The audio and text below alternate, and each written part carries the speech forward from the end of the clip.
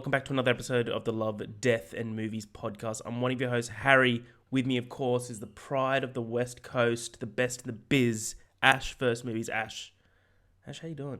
Good. Thank you for that wonderful intro. It was very respectful to me and who I am. So I appreciate that. Very radio jockey, right? Like Yeah. very, yeah.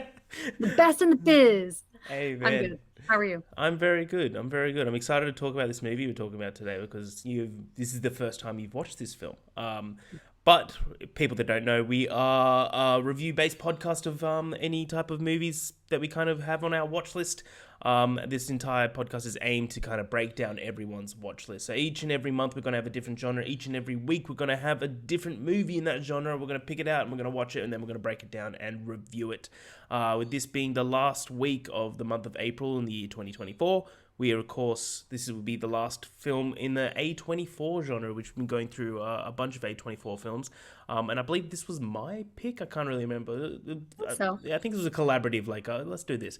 We're reviewing what I believe is the best film of the year of 2020, which is Lee Isaac Chung's Minari. I adore this film. I think this film's brilliant. But before we get into that, Ash, how was your week? Tell me the highs, tell me the lows, tell me the in-betweens. Well, the highs haven't happened yet, but they're coming. Because of the podcast, right? Yeah. Yeah, exactly. Yeah, that's what it's what weekend. But the lows, just a busy week at work. Yeah, very, very stressful, very busy. Nothing really crazy, just very draining week. And I didn't sleep super well. And I feel like my allergies are like acting up. The weather's been changing here because I just feel a little bit off. But yeah, overall doing pretty good and just happy that it's Friday. Hell yeah. How was your week, Harry? It was good. Yeah, busy week at work. Next week is a shorter week because in Australia we got Anzac Day, which is like one of our most prideful public holidays. It's celebrating the army from the World War One, World War Two, and yeah, so we do that on I think it's the 25th of April every single year. There's like a dawn service. The whole day is just a full day memorial. But there's also one thing that I'm really looking forward to that people in Australia know. There's a thing called Two Up, Ash. Australia as a whole is a gambling culture. We're a gambling culture. We love spending money and losing money. But on Anzac Day, there's one specific gambling method that becomes legal for one day, which is called Two Up. So you go to a pub, and every single pub in Australia will be packed out to play Two Up, which means it's so simple, where there's just this one grandmaster for the entire day that's hired, and he's got two coins, just a normal coins, head and tails, and flips them up, and if they're both heads, heads wins. If they're both tails, tails wins. And if it's a draw, then they'd flip it again. So what you do is you go into the pub and you get if you're like, I want to bet $50 on heads, you bring out a $50 note and tap your head, and then someone will come up to you and give you $50, and then you hold it for the next flip. And if it goes tails, you give them the 100. If it goes heads, you keep the 100. It's so simple. It's so primitive, but people go, I'm ready to deposit, to withdraw 500 and not deposit anything and have a good time, all in the name. I love that. I mean, to me, it's no different than going to the casino and dropping $200 in and you leave with nothing. If you have fun along the way, then exactly. It's always good fun. It's the friends you make along the way. Yeah, but I had a good week. I got to go to the premiere of Abigail. It was fine. It was good. I'll hopefully have the review out before this. But I've got to catch up on the first Omen. That was fucked up, but it was good. And I fucking loved challenges. Oh yeah, I'm so jealous. I love challenges. So when you watch it, message me. If anyone out there has watched it and they fucking love it, give me a DM. I just love talking about challenges at the moment. I have a question about this movie though. I'm not really a tennis person. I've never really watched it, never really played it. I don't need to love tennis to love this movie, right? No. Okay. It's like I don't like baseball, but I love Moneyball. Okay. I mean, I figured that was kind of like a very surface level question, but I've seen a lot of people say in their review, if you love tennis, you're gonna love this. You're gonna love it more for sure. Okay. If you love, there's scenes, just the way it's shot and everything, but it's not like you're watching it for the tennis. There's definitely tennis is definitely like the background of it sort of thing. You're watching it for Zendaya, right? Obviously. Yeah.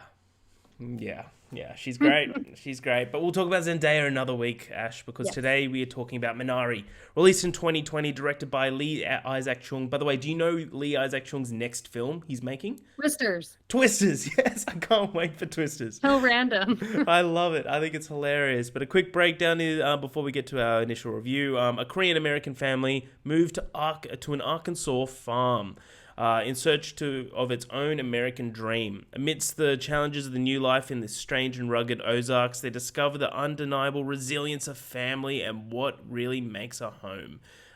Quick little side note. With this film, Stephen Yeun becomes the first Asian American and first East Asian descent to be nominated for an Academy Award for Best Wow. Actor. So well done. I fucking love Stephen Yeun. But Ash, this is your first watch. What do you think of Minari? Yeah, I really liked this movie a lot. I think a rewatch will help me just like absorb up other little details even more because there was just sort of, I think, a pacing issue initially for me where it took me a little bit to get into the movie. But once I was in it, I was in it. I also did not realize the entire thing was majority subtitles. So I think that just like it threw me off at first, but I have no issue with subtitles, obviously. You got an issue with subtitles, Ash? You got an issue? No, not at all. I don't know why I thought that it was in English for some reason, but I'm actually glad it wasn't. I think it made for more powerful scenes, especially like some of like the fights between Jacob and Monica, I think is her name. Yep. And also like the scenes with the grandma, I really love because I think you do get some of these movies sometimes where like the family lives in America and like a grandparent might come and they speak like the native language, but the family that's living in America doesn't. So I actually I liked that they mostly spoke to their kids in Korean. I think it worked really well. I love David. I think he's such a great like kid character. He's great. Yeah, he's got some great lines. I just think it's a really impactful film about a family that's really just like trying to do their best. And they obviously the parents have different goals, I think, of what their American dream look like. And so just watching their struggles, it's really heartbreaking, more heartbreaking than I was anticipating. And then obviously you add in the grandma and the kids, and I just really enjoyed watching like the simplicity of their journey, but also kind of how difficult and like kind of, I guess, challenging it gets for them the further into the movie. I think that like second chunk of the movie really for me is like where it really drew me in, and I was like, wow, like shit's getting real. It kind of the first, I feel like hour, it does take a little bit of time just getting to know them, getting to know the couple. So yeah, initially I'd say I really, really love it. I think that I need to rewatch it to solidify if it would go up or not, but I think it's a solid film, and Stephen Yeun can do no wrong in my book. Yeah, he's fantastic. This film is a personal favorite of mine in the 2020s. I adore everything about this movie. Yeah, you said everything perfectly. Just like a couple of things to add on to it. I just love all these different messages of cultural assimilation, which touches on how you said that it's actually important that it's all subtitled. That like they're in the middle of Arkansas, but they're still having this like grounded cultural of their cultural identity. One thing that I love about this, which I touch on throughout this whole breakdown, is they could have easily gone down like the racism route in this film in the middle of Arkansas. Like they could have, and like no one would have batted an eye. Everyone would be like, "This is still a fantastic story," and it would be a different story to tell, but it would probably still be a worthwhile story. But they didn't. Like the entire thing is like in terms of cultural assimilation, everywhere they turn, sure there's some ignorance shown here and there, but there's nothing but welcoming, like which I fucking adored. Yeah, that's a really good point because you're probably going to talk about it, but just like really briefly, like the church scene where the kids are talking to other kids, and it seems very racist what the kids are saying, but then they are genuinely like wanting to talk to them. Yeah. They just don't know how else to be because they've never seen someone who looks like that. So I think it is really interesting the route that they took with that. There's like a little bit of ignorance, but there's zero malice behind it. Because I go into it, but David's friend, I can't remember his name. I don't think I wrote it down.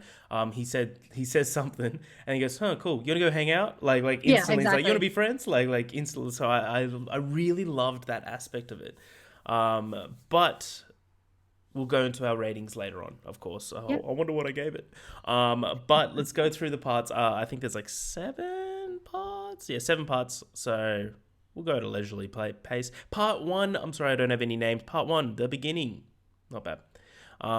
The film opens in 1983, and we meet the Yi family, YI, a Korean immigrant family moving from California to Arkansas, where Jacob, the father, played by the ever incredible Stephen Young, shout out Stephen, friend of the show, I'm sure, is hoping to grow Korean produce to sell to vendors in Dallas. They arrive at their home, a domicile in the middle of literally nowhere, a place where only Jacob can see their future.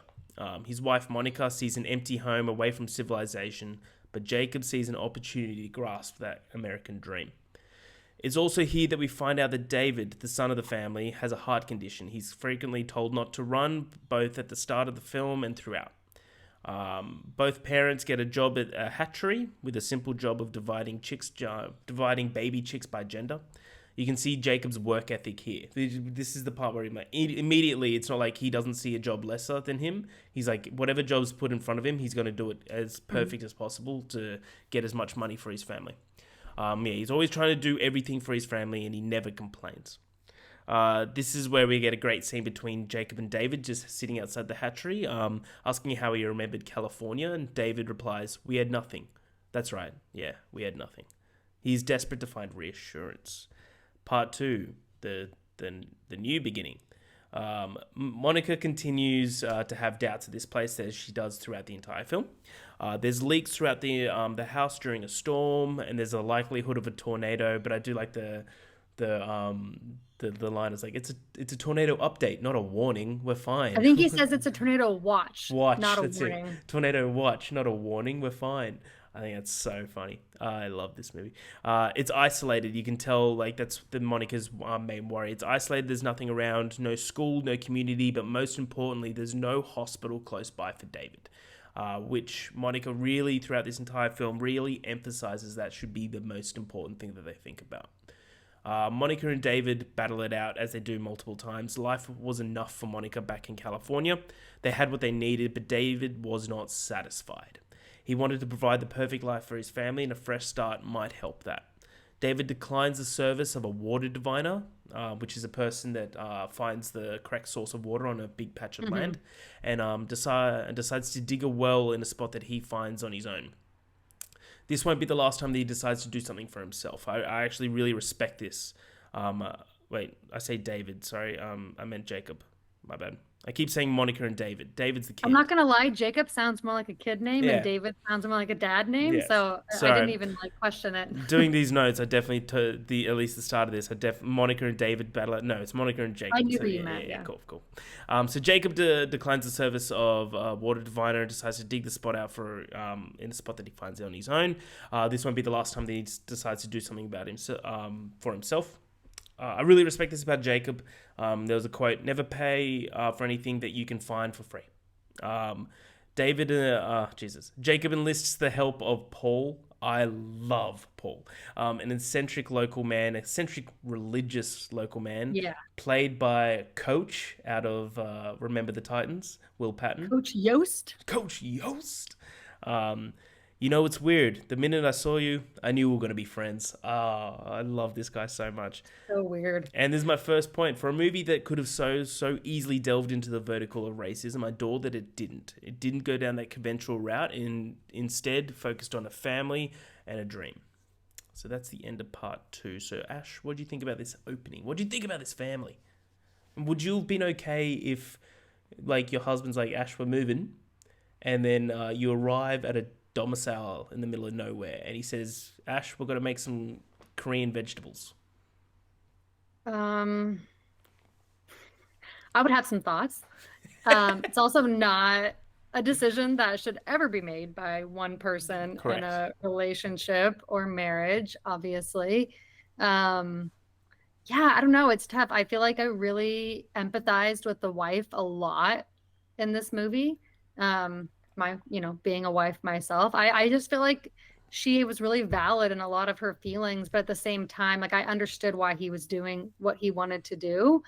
Especially, I think it comes up later, but he says like something about like he has to finish what he started. Like, I think he's just so afraid of disappointing people, and especially his kids. Like, he wants to see them watch him like succeed at Yeah, he something and says like at one be point. Yeah, successful. Yeah. yeah, So he's doing it for the right reasons, but that fight that they have, that first one in the kitchen, and the kids are like throwing the airplanes at them, like stop fighting. That one was like intense. Like I leaned forward and I was just like, oh my God. I was like frozen watching it because it felt really real.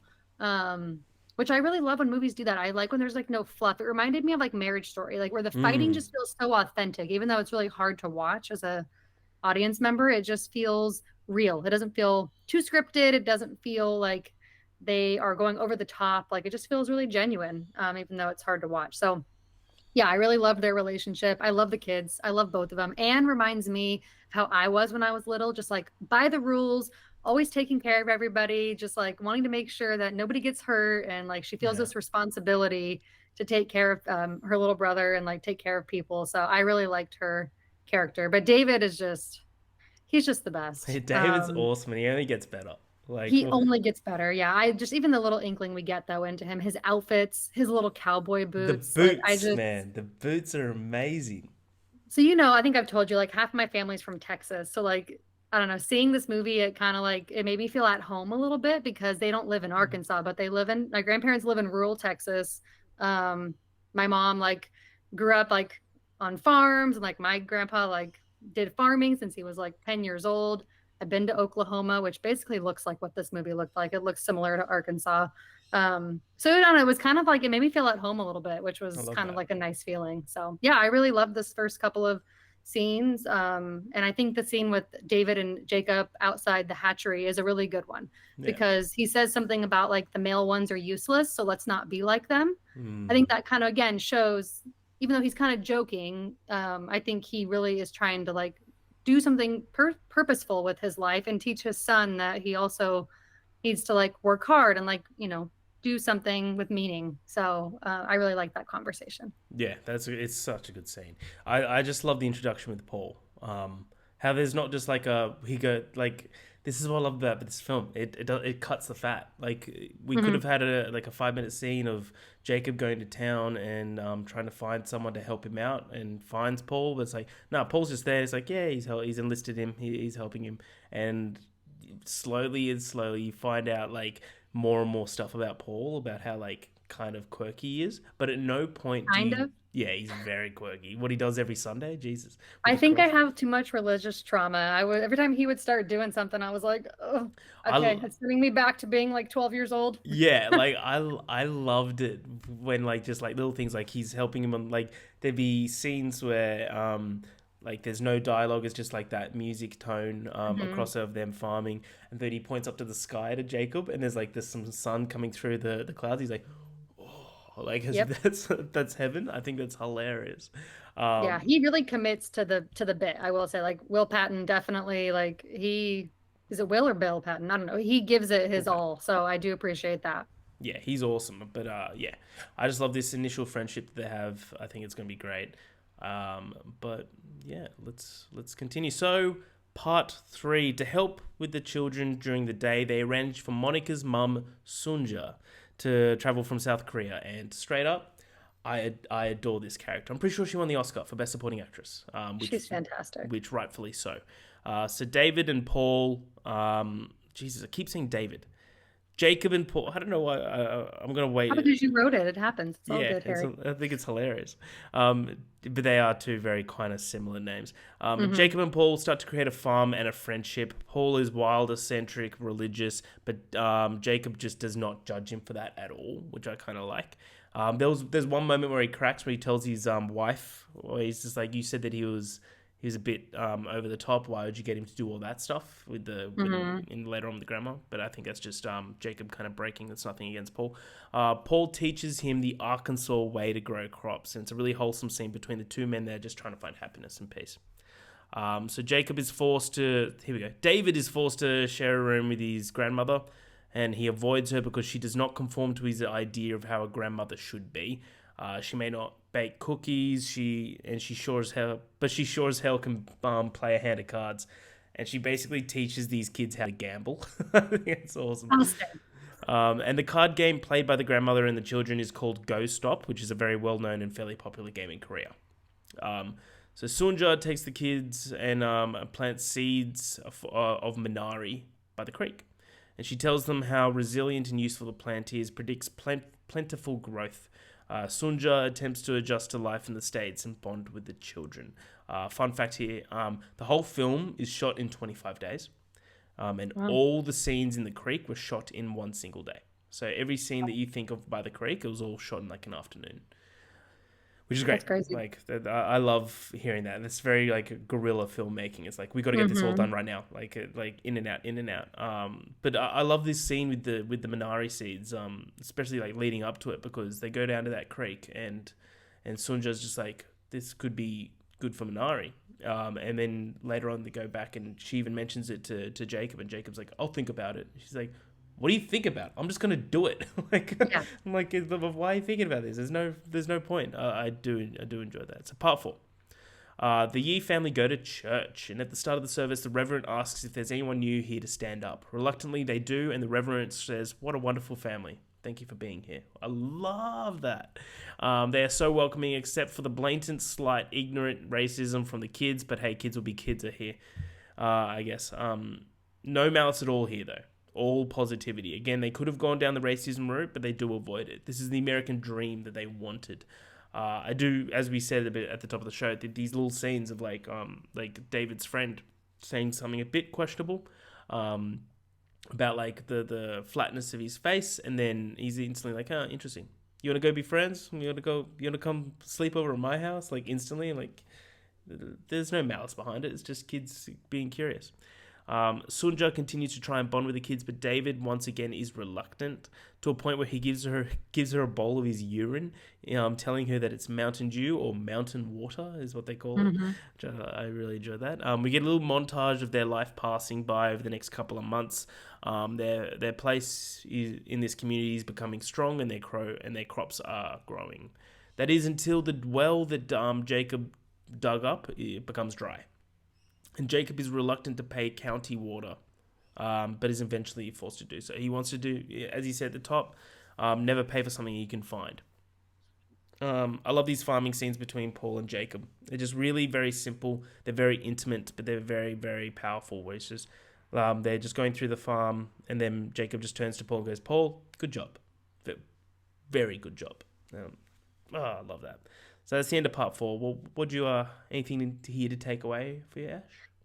Yeah, for some reason, I don't know. I didn't really connect to the relationship between him and Paul very much. So I don't have much to add to that, but I'm really glad that it like you loved it so much because I do think that it will definitely connect for a lot of people. I Oh just yeah, for some reason for me, I really liked the kids and the grandma. Those scenes were really like entertaining and just I don't know, they're so wholesome in a way because I think especially part of the American dream is this idea of what a parent should be, what a grandparent should be, what a kid should be.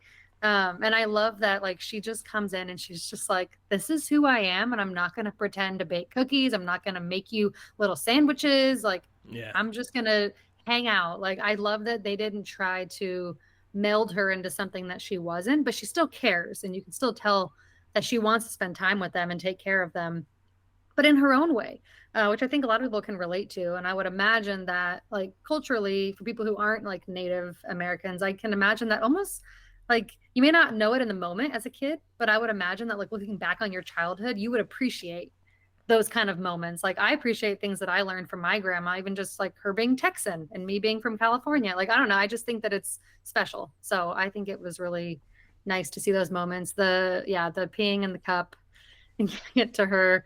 I'm not gonna lie, there was multiple times during this chunk of the movie that I thought something bad was gonna happen to David, and it yeah. was like giving me anxiety, which I think is the point. You worry about him with his heart, and I was just wait. I guess I'm just used to movies like having something horrible happen that I was like just waiting for it, Yeah. which is horrible to say, but I'm glad that that wasn't the case. He just obviously ended up getting in trouble, but I was really worried there after he left after giving her the cup. I thought something bad was going to happen to him. Yeah, Yeah. I do like the scene after that when Jacob's trying to discipline David. He's like, go find the stick, and Oh David my accidentally breaks it. He goes, go And then he go find brings another one. And he brings back a weed, and then like the grandmother Sunja just keeps on trying clever to, boy. yeah, clever boy, my beautiful clever boy. Yeah. Okay, well done. You win. Is Like, this the scene too where he tells him about like how like when they're talking about what it's called, his parts, and oh, he's like, it's not a it's a penis, it's it's a a ding ding dong. dong. It's a ding I love dong. that scene. Just That's little moments like that where you just really get to see like David, and even Anne. I feel like you don't get to know her quite you as don't, well, but yeah. I do think that they're both just like such special kids, but they're very different. She's very much like afraid. She wants to follow the rules. She wants to do everything right. She's basically like acting as like mom number two. Whereas the grandma and David are both kind of like, I would say a little bit, bless you, of the rebellious ones. I think they're both a little bit rebellious. So it is kind of interesting to watch that dynamic. But yeah, I definitely think that Jacob showcases like, yeah, what he's willing to do. He's a hard worker. Like those scenes, just watching them farm, it just looks so difficult on your body. Like I could never. Um, so yeah, I think this is where the movie really started to like amp up for me, and especially like the scene where they go and find the little creek. And I thought maybe he was gonna like pull some water from that at first. I guess that never really came into play, Yeah. but I was thinking that originally. Yeah, that's a good point. And maybe no, creek water would still be good. It's water. Yeah, Like, I just wasn't sure. I don't know enough about irrigation to like know how that yeah, works. But that's a good. I'm not an That's irrigation specialist. But yeah, when he starts stealing the water, not stealing, but I guess like using the county hookup directly, I had a feeling things were gonna start going badly. yeah, for sure. Like, good point that you brought up of like his just work ethic of how he just continues to do the hardest labor of like there'd be scenes where he's just like, I need you to help me bathe because I can't Mhm. raise my arms, and like little things like that. And Brutal. yeah, it's awful, but well, yeah, well done. Part 5, we're killing this, Ash. We're killing it. Jacob runs into additional difficulties, such as vendor in Dallas canceling their order at last minute, which is heartbreaking, and that's why you should do contracts. Even so, he perceives, perseveres. Jesus, it's early in the morning for me. Sorry. I just had a mental breakdown then. Perseveres despite Monica's vocal desire to return to California. This strains their marriage closer to breaking point, but they're not quite there yet. David finally begins to warm up to his grandmother after she teaches him card games, bandages his wounds, and soothes him to sleep. Beautiful scene there, where he's Hmm. like, no one will scare my beautiful grandson. Sunja encourages him to do more physical activity, something that his parents always discourage, saying that he is stronger than he thinks. Sunja suddenly suffers a stroke overnight. This is heartbreaking. She Hmm. survives with medical treatment, but is left impaired of movement and speech. But while she's at the hospital, the kids go and stay with their friends, and we only see where David stays, and David stays with the friend that he met at church. So David tries what I think is chewing tobacco. It's Well, chewing tobacco. is Yeah. it? Yeah, I wrote in here, I'm like, I don't know. America is so strange to me. Yep. Why don't they just have like an ice scrape crush vape like a real person? Well, it was 1983, Harry. So Well, that sounds like an excuse. I love David's friendship here with this kid. There's a great scene with the kid and the dad of the friend at breakfast, both being so welcoming to David, asking about the farm and how his dad is going with it, saying if he needs help, saying he knew a man that was there before, man named Bucky Reed that killed himself when he went broke. And there was a good quote. He goes, "I guess that's just what a man does." And you're like, that's heartbreaking. That's saying to a 7-year-old. yeah, that's nuts. But again, this is like it could just be a looking down moment or like a condescending moment. It's not at all. He's literally just like, you help your dad, okay? You help your dad at that farm. Like I Hmm. really enjoy that. So part 6, we're killing this. This is like it's a 2-ish hour film, but because it's so simple, like there isn't Yeah, too much the to. plot is very simple. Yeah, for sure. Part 6, Paul comes home from dinner. For dinner. I love this scene. Paul is comes over for dinner. Sorry, I love this scene. Paul is just such a good, well-mannered person. He puts holy oil on the roof, and the whole house is blessed. And he's just doing his part of. He's helping him the way that he thinks he can help. There's a good quote here. You are our first guest here. You are our first guest here. I'm honored. Love that. Jacob, Monica, Anne, and David head to Oklahoma City for David's heart appointment and to meet a vendor to sell Jacob's produce. Although they learn that David's heart condition has dramatically improved, Maybe it was the weird Korean juice that did the trick, which is so weird. They're like bones and everything. Ugh, yuck. And Jacob makes a deal to sell vegetables to a Korean grocer. Jacob also indirectly admits to Monica that the success of his crops is more important to him than the stability of their family. Following an emotional argument, the two basically agree to separate, which is tough. I got one more part after this, but I'll stop there. This part is heartbreaking.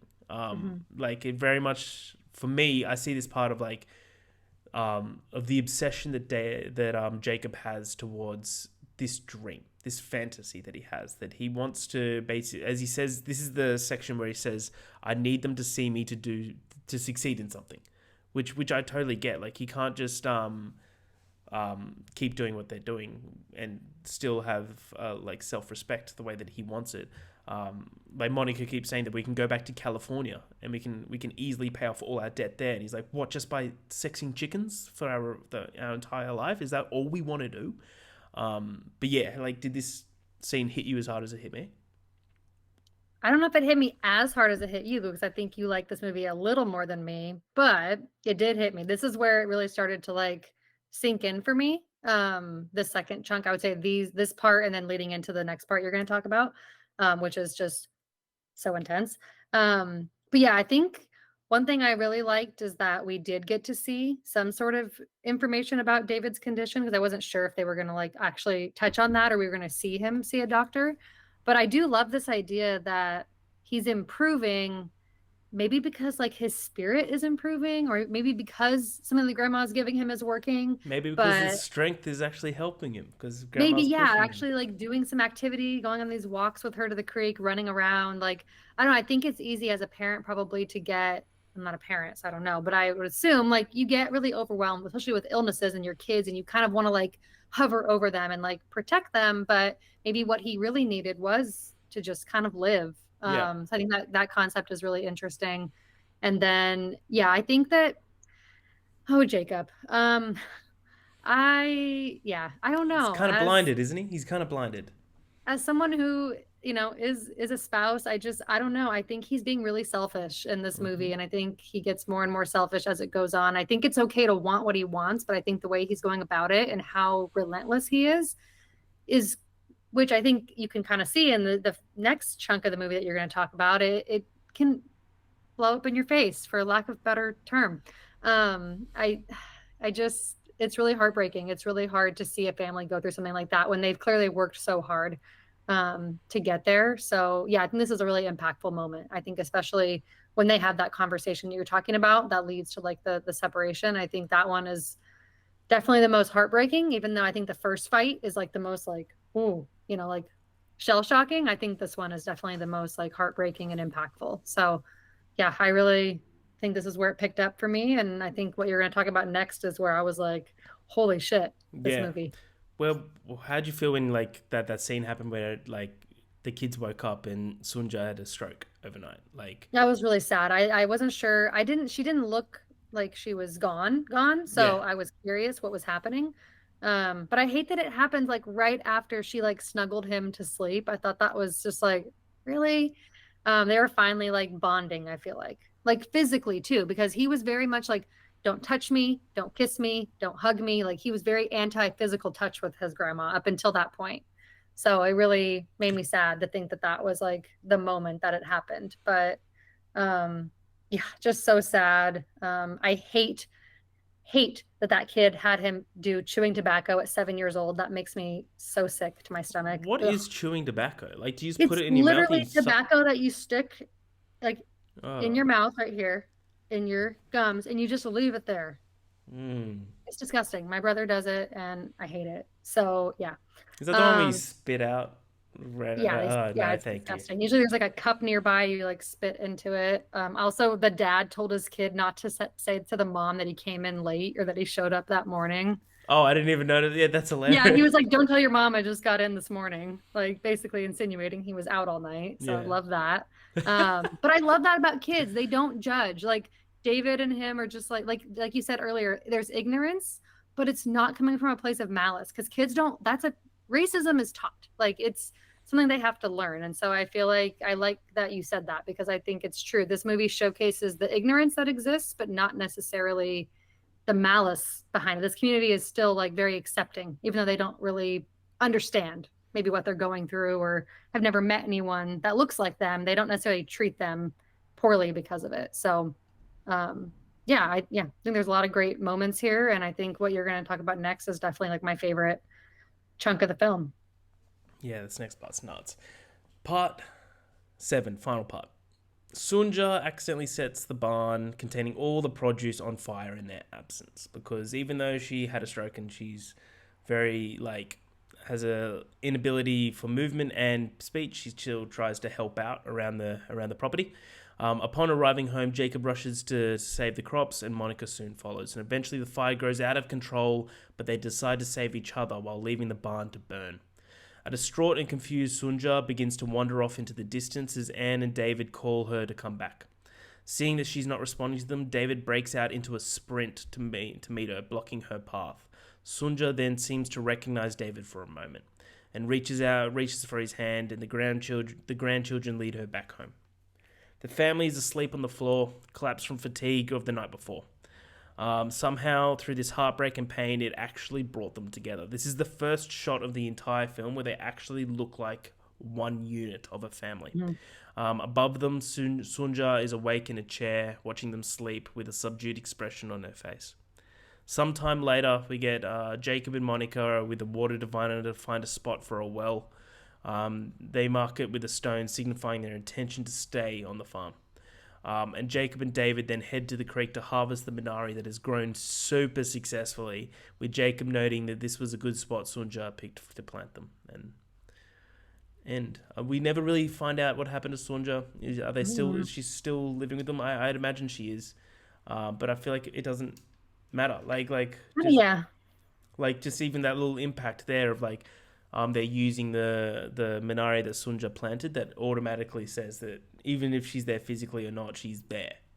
She's still her imprints there. Yeah. No, I think this movie, to me, it's hard because I don't even know how you describe it. It's just so simplistic, but you're really just watching a family sort of try to learn to remember what's important. And to kind of all want to come together and be a unit, even if you're not going to necessarily agree on what's best in that moment. It's important to remain as one unit, especially the married couple, the parents. So I don't think it matters what happened next, to them or to the grandma. I think it's more about the journey, watching the journey of them getting to that point of to me, it reminded me of, when in your life you go through anything super traumatic, whatever that might be, with whoever it is that you love. It could be your parents, your spouse, your friend, your closest friends, whatever. But I think it can either tear you apart or bring you closer together when something really horrible happens in your life. And I think that fire, it brought them closer instead of doing the opposite. So I think Monica maybe finally realized that he is able to separate himself from it and care more about the family. Because at first, when he runs in there, you're just this guy's literally going to burn alive just trying to save crops. Yeah. What is he doing? And I think at first he was going to. He was. And then I think when he gets terrified that he can't see or hear his wife anymore, he finally snaps out of it. That's the moment that's at least how I took it, is that the moment when he is calling for her and he can't find her, he's not which even was saying giving me her a name. panic attack. He's not saying her name. He's saying honey, honey, honey. He's saying a love name. Like a sweet kind of affectionate coupley name. Yeah. So I think that moment really shifted for both of them. And I think that kind of told them everything they needed to know for one another without really saying anything at all. So yeah, I think it was really impactful. The look on the grandma's face when she realized what had happened and what she was doing, she just looked so horrified. It just broke my heart. Because she wants to help, and she just obviously was such an accident that it was just horrible. The whole thing was just horrible. But it was filmed so well.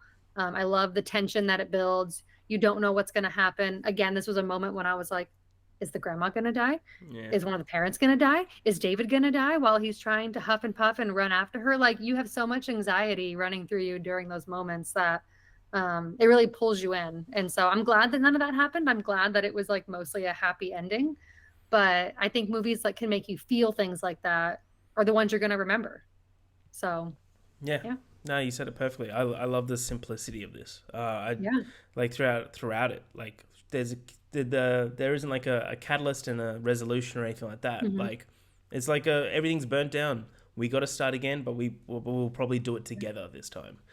Exactly. Which is kind of like even stronger, and that's how every decision now is going to be made as a unit rather than just Jacob desperately trying. Like, because there's all the I Yeah. didn't even touch on it. There's all these scenes of like that they don't have water because Jacob's Yes. using all the water for the farm.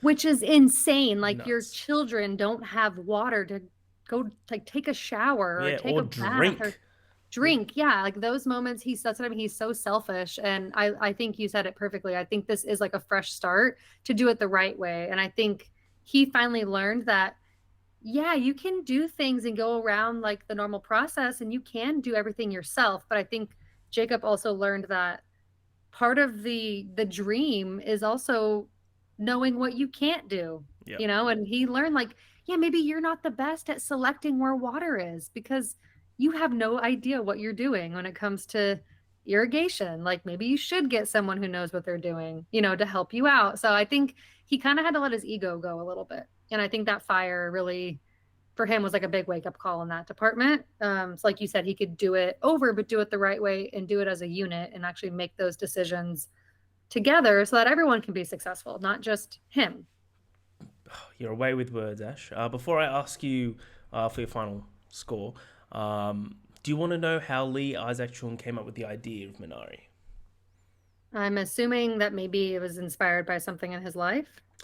Writer and director Lee Isaac Chung wrote in the LA Times about how he came up with the story. He was about to start teaching full time for the sake of his family and thought he would write just one final script in the few months before the job began.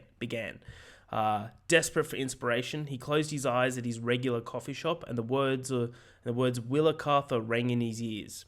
Looking her up, he saw that she was a novelist who wrote about life on the Great Plains and her love for the novel Myotonia.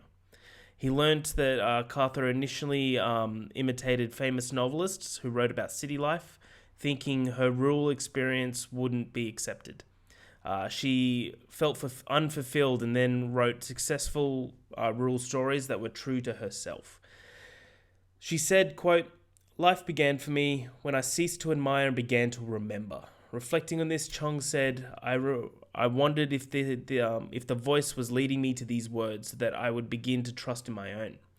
As an exercise, I devoted an afternoon in writing memories from my childhood. I remembered our family's arrival at a single wide trailer at an Ozark meadow and my mother's shock at learning what would be our new home. I recalled the smell of freshly plowed soil and the way the color of it pleased my father. I remembered the creek where I threw rocks at snakes while my grandmother planted a Korean vegetable that grew without effort. With each memory, I saw a life anew, as the clouds had shifted over a field I had seen every single day. After writing 80 memories, I sketched a narrative arc with themes about family, failure, and rebirth. And that's how I got the idea to write Minari. It began for me when I ceased to admire and began to remember. I love that. I think the best stories are always when someone's telling from life experience. Like we're all humans and we all experience things. So why make shit up, Yeah, Like I think that's where you get the best stories. And I think people are starting to like more and more as time goes on really resonate with movies that are just very real and like very simple. I think there was a time when we needed like this big blockbuster, but I think people are kind of at a point where we don't need that anymore. don't need So I that. love that we're getting movies like this that are just simplistic. Even Come On from last week, same thing, very simplistic, just beautiful stories about humans, being humans. And I think that's what honestly A24 I was does a about to lot say. of that, I was like about to say that. Yeah. really well. So yeah, I sorry, I cut you off. But yeah, I love that he said that. No, no, you didn't. I was just agreeing with you. I was like, that's exactly what I was about to say. It's like that's what A24 does. Like it puts a Hmm. spotlight onto human stories. Rather, like there'll always be a place for blockbusters. Sure, Of course. I'm gonna be front row for my best friend's next Mission Impossible film. But like in terms, I Exactly. would much rather see a like let's say a bare minimum 8 out of 10 human story rather than the next Marvel movie. Like, Yeah. and I'm a Marvel guy. Like, I'm not saying that because Marvel sucks, whatever. I don't care. but I would much rather see that. So I wholeheartedly agree, and I feel like from the place of when A24 started, that really has become their bread and butter. Like, sure, they get these awesome horror films that are really fucked up and creepy and weird and unique, but in their essence and their core, they're a home for human stories, which I think is it needed a home. To be fair, like, sure, Yeah. we'll always have Fox Searchlight and like Studio Canal and what's the other one, Hopscotch. But A24 really was the one that like cut through and said like, let's actually put a fucking spotlight on these motherfuckers. Which, Yeah. well done, A24. So Ash, what's your score? I gave it 4.5 stars. That's good. Yeah, I really, really loved it. I do think that the beginning, it took me a minute, like I said, to kind of really get into it. The pacing at first was throwing me off, but I think I also just didn't really know much about this movie. So, sometimes you're trying to like figure out like, okay, what kind of style is this going to be? What kind of pacing? So I think on a second watch, I could just like dive in and not be thinking about all that. And I think it would hit even more. But yeah, I definitely think it's like a top 15 A24 movie for sure. I haven't seen obviously all of them, but I definitely think it's up there. And Stephen Yeun just he can do no wrong in my book. I think he should be in every movie ever made. Yeah, he's fantastic, isn't he? He only gets better. Like He just is a fucking amazing actor. I cannot believe he's not in more stuff. so he was originally going to be in a Marvel movie. I can't remember what the character was, and I personally was like, cool. And more Stephen Young for me is better. I think that like he would make me go see that Marvel movie instantly, and he should make a lot of people see a Marvel movie instantly.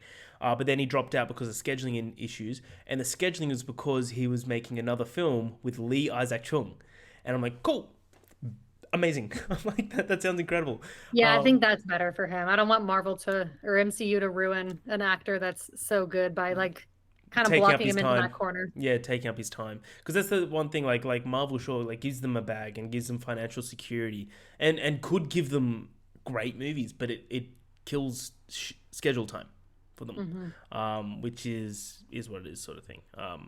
But yeah, I adore this film. I gave it 5 out of 5. I agree. Like at the start, I was thinking like, oh, I might lower this to 4.5, but by the end, I was just like, this movie hits. This movie hits No, so hard. that's a great feeling. I love when you give movies 5 stars, Harry, because you're not as generous with them as I am. So I love when I see that you give 5 star rating. Sometimes I'm a little 5 star whore though. Like I just It's give it because a you loved the relationship with Paul. I think if I connected to that more, yeah, I maybe, did. but that was a big chunk of the middle of the movie, and I just couldn't connect to it. Just like little things where the rest of the school kids are bullying Paul because he's carrying the cross on his back, but then Oh like yeah. then Jacob and Em are just Paul and Em no David Jesus David and Em are just like they're just like looking at him, like waving at him, like just being friendly. I just like little things like that. I really do enjoy. But this movie is incredible. Before we go into our game, what are we watching next week again? Oh, we're starting up directorial debuts. Is our month of Month. directorial debuts? That's right. And our first one is Kevin Smith's directorial debut with Clerks. Time to give Kevin Smith some respect. 'Cause I've Amen. seen too much hate for him in this People movie always just talk bring up world. his worst films. Like you could do that about any director and be like, "Oh man, like Nolan sucks." Did you see Following? Like People Following's even will defend Zack Snyder yeah, more than they'll defend Kevin Smith, and I'm just like, that's insane. yeah, That's an dude. insane take. Kevin Smith does it on his own dime. Like you got to remember how respectable that is. But yeah, so next week watch Clerks, the first Clerks, before we'll be having a special guest on for that podcast, which we're very excited about. But to go into our game of the show, this is the end of the month of A24. So we're going to do an A24 draft, Ash. Me v you. Oh. And because it's my episode, Ash, I'm going to allow you to have first choice, first guess. Prime Oh, one it's one. your episode. Okay. Yeah, it is. But one stipulation. So we're doing 10 picks each because there's just the two of us and there's just so many good movies here. But we have to have at least one horror, one coming of age, one directorial debut, and one female directed film. It's going to be real hard with A24 movies to hit all those categories. Yeah, exactly. So Ash, Okay. what's your 1-1? And maybe like after you say it, if you want it to collate with that category, just tell me and I can write it out. Yeah. It's interesting because I feel like you and I haven't talked about that many A24 films as far as like our ratings on them or like our opinions on them. I know like a couple that you're really high on, but I actually don't know your thoughts on like that many of them. So I'm very curious to see what you're going to take. I'm assuming you want to take Men first. I can write it. Yes. definitely. Okay. Best Alex Garland movie. Um, so there's one that I have to have it. There's just no exceptions. So I'm gonna take it first because I don't want to risk you taking it.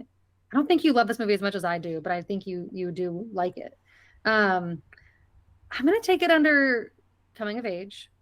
Just check that off the I've list. already got it. Yeah, I've already written it down. Lady Bird. Yeah, I've already written it down. This movie, yeah, I just love this movie. I think that Greta Gerwig can do no wrong. I've loved all of her films, and this one's my favorite.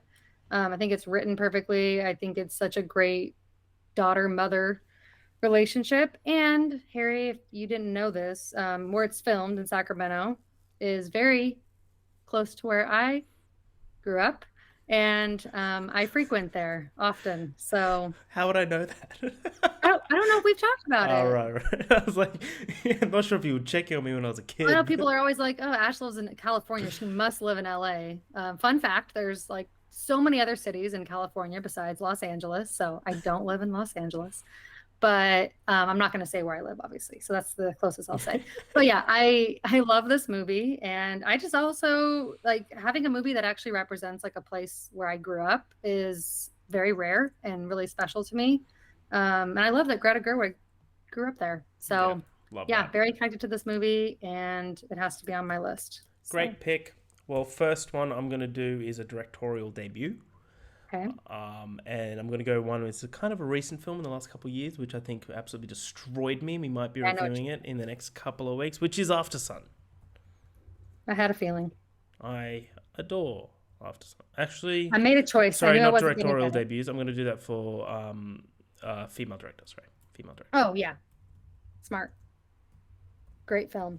Great film. Can't wait to cry when I rewatch it soon. And because there's two of us, I was going to go back and forth. No snake draft. Yeah. Great pick. Okay. Well, sorry, I went on a tangent about Lady Bird. I won't do that with every single movie I pick. I don't care. You better not. okay. So next, I also don't know your opinion on this movie because I don't think we've really talked about it, but it's one of my favorite movies ever made. Many time Oscar winner. Everything Everywhere. Yeah, All at so I once. started writing as soon as you said Oscar. Stephanie's snub, still not over it. Yeah, that's nuts. Like, that's what I love that film. Don't get me wrong. I think the movie's like a 4.5 on rewatches. Could go up. Boo. It could go up. I'm over here. It could go up. But the fact that Stephanie lost it to Jamie Lee Curtis, and I'm a JLC stan Yeah, I know you over are. here. I fucking adore her. Such bullshit. She's a smoke show in my eyes. Oh yeah, I watched Joyride the other night. I've watched it already, but I watched it again, and I was just like, oh my god, she's so hot in this movie. It's ridiculous. Yeah, she's great. But yeah, she's great. I love her as Joy. I love that movie. It changed me. It changed like at the right time in my life. I saw it, and it just like got me way back into films again. I have such a connection to it on a personal like mental health level, and I'll always love it. I think it'll always be my like favorite A24 film just because it impacted me in my personal life so much at the right time. I've seen it like 7 times, and I never get sick of it. It's so good. I do need a rewatch. I've only seen it once. Oh shit! Yeah, rewatch. I do need to rewatch it. All right, number 2, I am going to go with a directorial debut. I'm going to go with one of my favorite modern horrors, which is Hereditary. I like that. Nice. I remember watching that in the cinemas for the first time, and it was the only time in my adult life where I remember I slept with the lights on. I was truly rattled from that film. I was truly rattled. I went to work the next day and I told someone that I went and saw it, and she was just like, "Yeah, wasn't scared at all by that." And I was just like, "Are you fucking kidding me?" That shook me to the core. That film.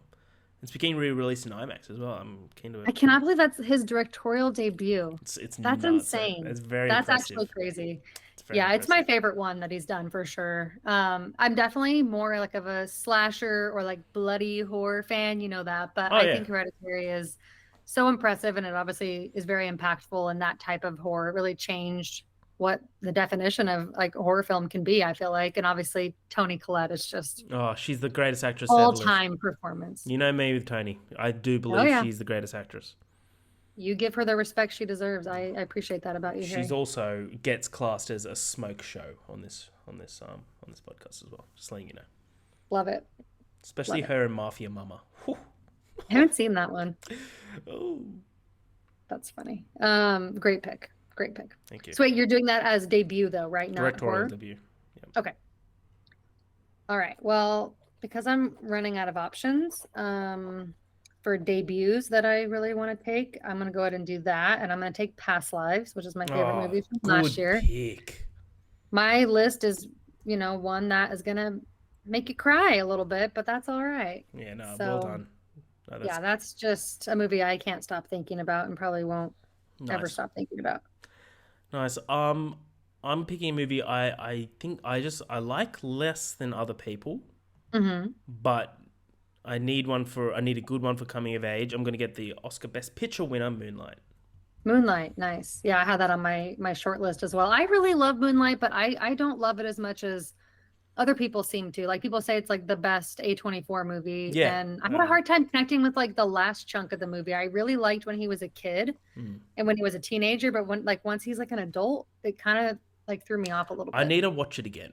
Again, it's a movie I've only watched once, and I remember coming out of it Hmm. being like, it was good, but like La La Land was better. Like Yeah, in at that Oscars, that's what I just firmly believe. But I do really really want to rewatch it, so I will be. I do love that like a smaller A24 film could win like Best Picture like that during such a big year. But yeah, I agree with you. I definitely don't think it's as good as La La Land, but I can imagine that other people probably disagree with that. Yeah, Nice. Okay, so you've got pretty much almost all your yeah. categories. I said horror, and I tell you what, A24 is not short of horror. Well, funny you brought that up because I'm gonna go ahead and take my horror because I have a feeling you could take it if I don't.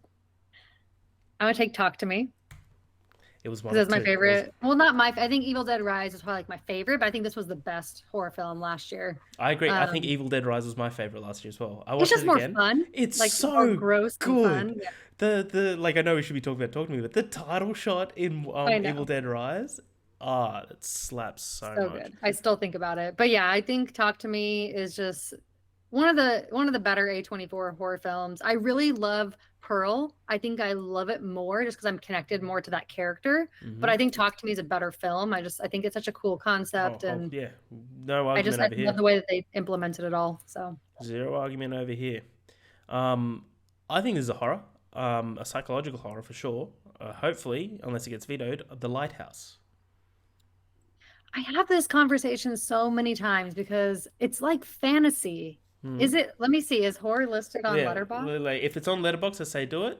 But again, you can veto it if you I didn't like. have it on my horror list, but I mean I do love that movie. Yeah. So you could obviously take it regardless, but What I would you don't say? know. Um, It's it genre. does say horror dramedy, horror drama thriller fantasy. So I think I wish I would have written that down then for horror because I would have taken that over Talk to Me to be honest with you. So Gotta play the game, I Ash. Gotta thought play that the game. I didn't have it listed under a category. The game's the game, Ash. The game's the game. I love Lighthouse. That's actually probably like I'm not a huge the witch person. I think you're the Neither. same, right? You don't love the Yeah. witch, but And I The think Witch the is fine. Lighthouse is I think The Lighthouse and Northman are leagues above The Witch for me. yeah, same. Agreed. Which is still Wow. good, don't get me wrong. It's still good. It's better than most Yeah. horrors, but like, I just don't think it's anywhere near the other two of his. Very keen for Nosferatu, though. Very keen for Nosferatu. Yeah. Yep. Well, that threw me off because I was hoping to get the Lighthouse, so now I don't know what to do. Okay. Well, I feel like I should go ahead and just finish off my requirements here because I don't really have that many female directed that are high on my list. So I'm going to take that and I'm Yeah. going to take The Farewell.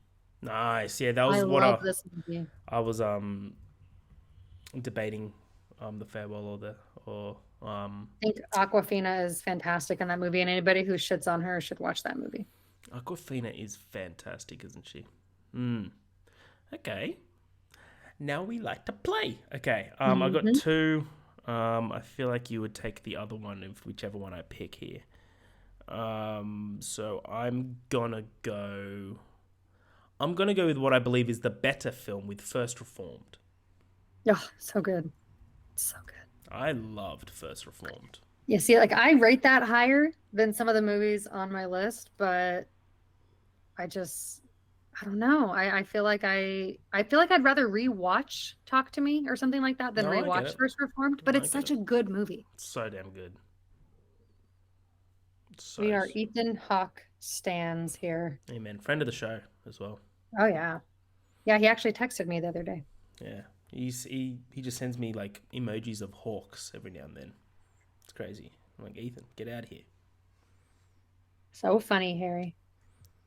God, I don't know what to do. Now I'm just kind of like it's a free for all. There's one on here that I'm like stunned you haven't picked yet. Really? Yeah. Well, it's got to be my list, but I also No. gotta do it for the people. So I get it. I get it. I think next I will take one of my favorites from last year, and I'll take Iron Claw That's what it was. Yeah. because that movie emotionally impacted me so much. Because I loved Iron Claw. I think you liked it more. I still think it's a Yeah, brilliant film, but I was just like, I was like, should I take that? I'm like, Ash would appreciate that way more than I would. So that's me giving out the appreciate that olive. about you. And while I say that, I'm going to take Pearl. Oh, you're so nice. You took Pearl and The Lighthouse, Hey, I love both those movies. They're great. but I took Talk to Me. So That's true. Yeah, that's an Australian film as well. So I'm going to take that as a point of like cultural terrorism. What you did there. Okay. That's a hate crime. Okay, that's a stretch. Well, you know what? Next, I'm gonna take one that I just think is a blast of a movie. I don't care if people hate on this movie. I think it's good, and I'm gonna take X Oh, because I great. have so much fun every time I watch it. Well, so I've got this is actually hilarious.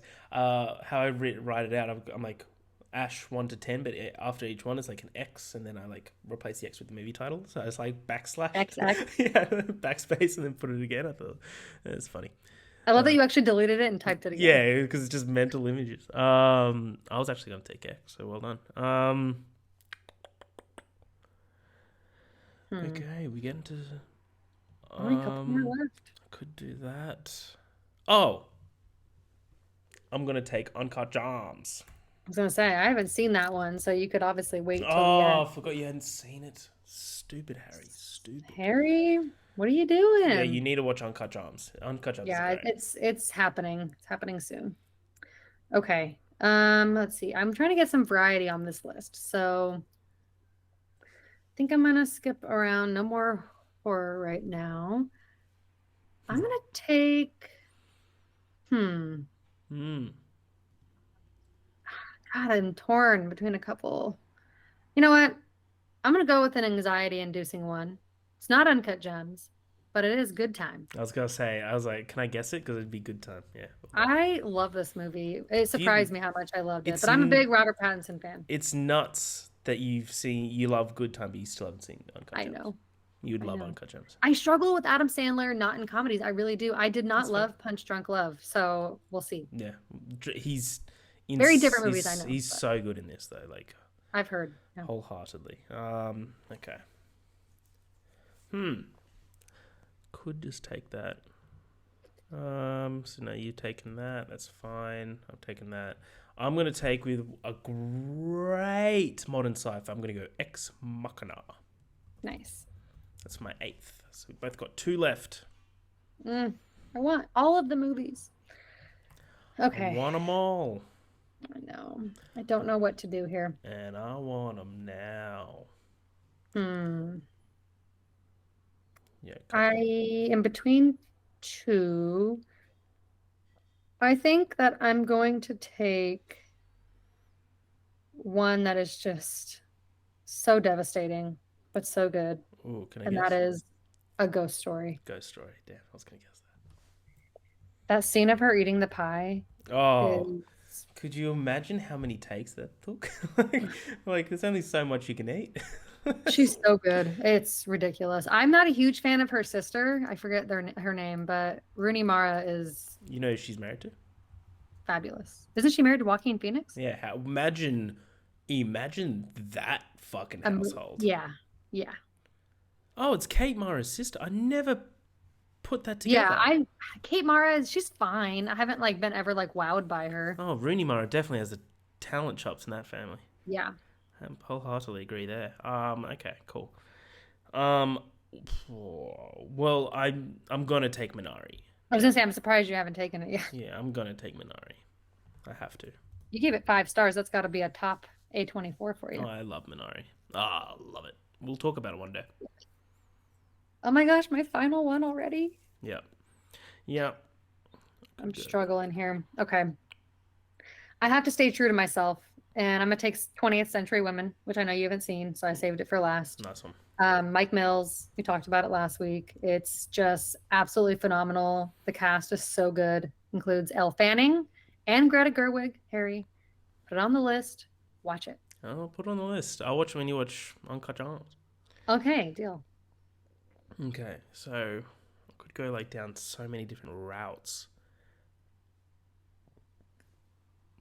There's like a lot of good stuff that's in like that 4-star range where it's like, it's good, but it's not my favorite.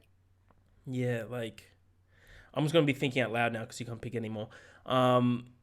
Like there's The Whale, which is incredible, but it's so divisive. But I think it's great. But there's like I also want Midsummer. I love Midsummer. But I do love Dream Scenario for Nicky Cage.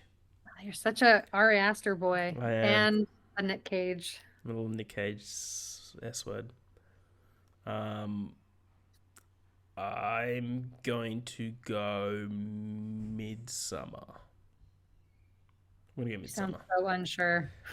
Well, it's like they're all great movies. Like I was like, which Go with one? your soul. You have to go with what your soul wants. Yeah, I'm gonna go Midsummer. So that ends it off. So Ash, your picks are Lady Bird for coming of age, Everything Everywhere All at Once, Past Lives for a directorial debut, Talk to Me for horror, The Farewell for female directed, The Iron Claw, X, Good Time, A Ghost Story, 20th Century Woman. Great. A lot of tears. Great list of movies. A lot of tears. A lot of tears in that one. A lot of tears. I like to cry. What can I say? Harry, me, myself, I. After Sun for a female directed, Hereditary for a directorial debut, Moonlight for coming of age, The Lighthouse for horror, First Reformed, Pearl, Uncut Gems, Ex Machina, Minari, Midsummer. Love it. A lot of stress. You also got 2 directorial debuts there with Ex Machina. So. Is that? It is. Yeah, it is. Wow. Well done. Well, that's it. That's the end of the episode of Love, Death and Movies. Yay! Yay! Everyone clap. All right. Remember next week to watch Clerks as we start our month of directorial debuts. We might be seeing some of the movies that we're talking about today in that month, which I'm very keen for. But until next time, follow us on everything. It's all on the screen. Follow us on all your socials. Subscribe to us on YouTube, please. But yeah, until next time, I'm Harry. This is Ash. We'll see you at the movies.